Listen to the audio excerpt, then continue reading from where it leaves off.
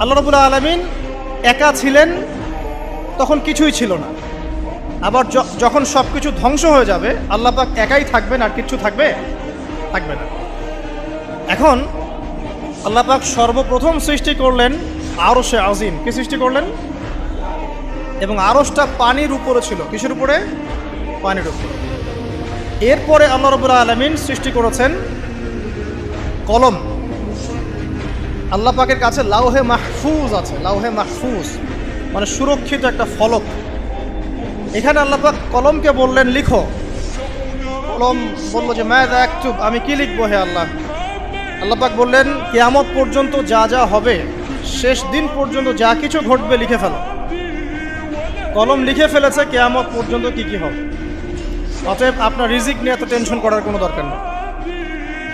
বিয়ে শাদী হচ্ছে না, এই জন্য কবরে গিয়ে মানত করার কোনো দরকার নেই।